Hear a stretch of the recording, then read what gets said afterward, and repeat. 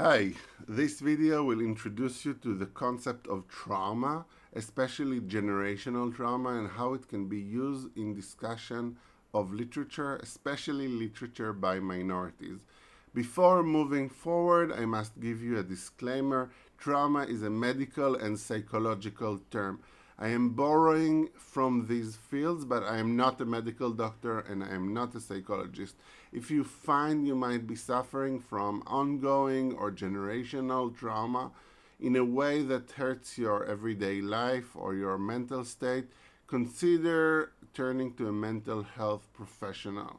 So for the past 2-3 decades, trauma has been a major topic in discussions of literature, especially literature that engages directly with war, violence, bigotry, and their aftermath.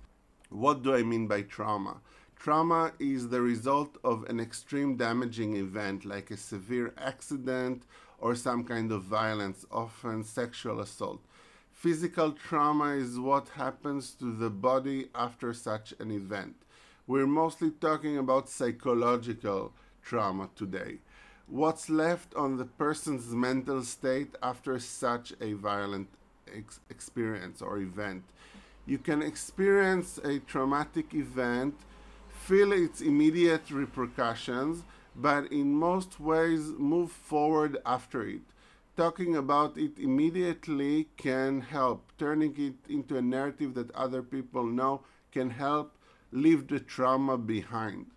However, if the event remains active and undigested, a person can find themselves in a post-traumatic state.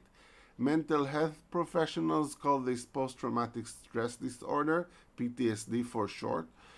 In the past, it was called shell shock because it was only associated with soldiers coming back from the war. Today, it is known that this phenomenon is much more widespread. PTSD is associated with depression and anxiety, intrusive thoughts and intrusive memories, nightmares about the traumatic event, and a lot of avoidances. Any of these in a character in fiction can be a hint that they are dealing with some kind of trauma or post-trauma, even if the term is not used and the event is not explicitly mentioned. I do want to mention that in movies and sometimes fiction, intrusive memories and flashbacks are very visual and fully realized. This kind of full flashback where you can really see everything that happened in the traumatic event and hear it is apparently rare in reality, but of course very useful when you're making a movie or telling a story. For real people with PTSD, the flashbacks are usually, I believe, more abstract. The sense of danger or loss of control intruding uninvited, not really like seeing a movie in front of your eyes. In recent years, the idea of post-trauma was also expanded and given nuances, some of which are especially important for understanding minorities. In cases of continuous trauma or lingering trauma or ongoing trauma, the traumatic experience is not singular like a car accident or an especially harrowing battle, but takes place over long periods. One example is abuse at home. In a sense, in these cases, you never get to the post stage of the trauma. You're still stuck in the trauma for a very long time. Being exposed to racism and other forms of bigotry can create a sense of continuous trauma from which you cannot escape if you belong to a specific minority. One way to read accounts of minority identity or minority experience is to see them as descriptions of lingering trauma. In a different direction, we might talk about communal or even national trauma or post-trauma. This is when the event in question happened to a collective of people, a whole society, nation, or any other group of people like a minority. The traumatic event may have affected individuals, but it also affected the group. It is part of the group's history. For instance, surely people who escaped the World Trade Center on 9/11 felt personal trauma, but the event affected the American nation as a whole. Even people who were not close to the event were affected by it. They were exposed to it through the news and later depictions, and it's a nationally traumatic event for them. People sometimes talk about the national psyche or national mood. This is more of a metaphor because in reality groups of people don't really have personalities. They don't have a psyche. However, this is also a way you can think about national or group trauma as damage to the group psyche as a whole. You can imagine how this idea of group trauma is relevant to minorities. Minorities are, by definition, groups that suffer discrimination and even persecution. This can be a source of personal trauma, but it also puts weight on the identity group as a whole. People will often speak of the Middle Passage and slavery as group traumas. Even if a black person in the US has no family history or personal history with these events, the fact that these events happened to his people, to his minority group, puts a weight of trauma on that person. In the same way, even Jews who did not experience the Holocaust firsthand are affected by it in ways that can be understood as post-traumatic. Writers often try to deal with traumatic events not only through the people directly affected by them, but instead deal with the effect on the group, on the community.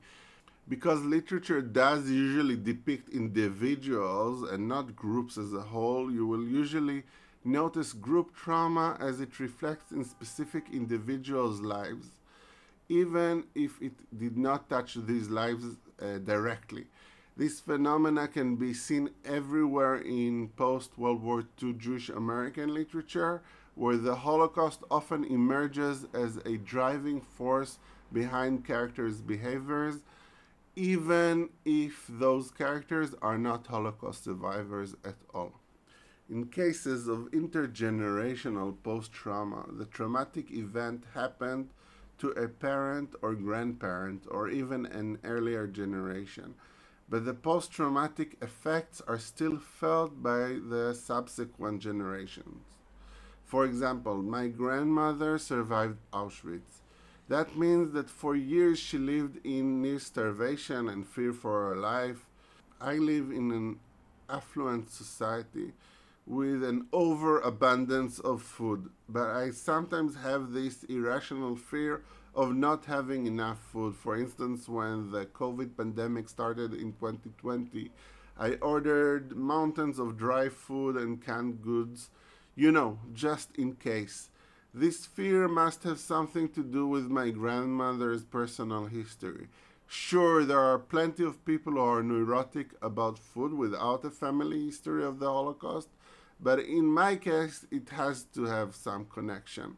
How does this happen? How does one generation's trauma get passed to children and grandchildren? There's evidence that there's a genetic component or epigenetic component, to be accurate, but I suspect that for humans, the main explanation is cultural and not natural. At any rate, that's the kind of explanation that is relevant for reading literature. So there are a number of ways trauma gets passed on via communication and behavior. First, through narratives and direct communication. Individuals can relate to their offspring the traumatic events or present direct conclusions from those events, like don't trust white people. Second, another way trauma gets passed on is through behavior. You can see your father crossing the street when white people walk by, or you see your mother buying more canned goods than your family can possibly eat. The source of the behavior might not be clear, it might be a mystery, but it affects everyone in the family. You might imitate the traumatic behavior, this is just how adults behave. You might imitate the traumatic behavior without even knowing exactly what its source is. You will exhibit post-traumatic behavior without being able to name the trauma. With trauma, it's often avoidances, taboos, and silences rather than anything explicit that are the most significant. The child is not allowed to go alone after dark, even as children their age are. The grandmother refuses to buy something because it was made in Germany. There are certain words that are never spoken. There are certain people who are never mentioned. We don't talk about Bruno. But exactly because they are never mentioned or avoided, they received outsized importance. As literary readers, we can recognize patterns like this in characters or speakers. When we recognize these patterns, we can talk about signs of intergenerational or other forms of trauma. We might also see works of literature as attempts to overcome trauma. We might ask, how can you overcome trauma so you do not pass it on to the next generation? Some answers might be found in literature. I think that awareness of trauma, the conscious attempt to mitigate the behavior that it entails, and many times telling the full story of the trauma, gives you tools for overcoming trauma. Thus, stories and poems can help raise awareness of the fact that a traumatic event actually took place, help people's pain be recognized.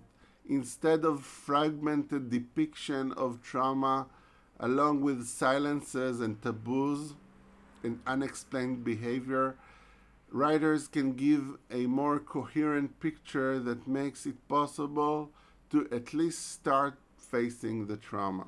To conclude, in this video I talked about what trauma is and various kinds of trauma, how they can appear in literature and discussions of literature in general. Let me know if you have any questions, what you think I've got right and what you think I got wrong. Thank you for listening.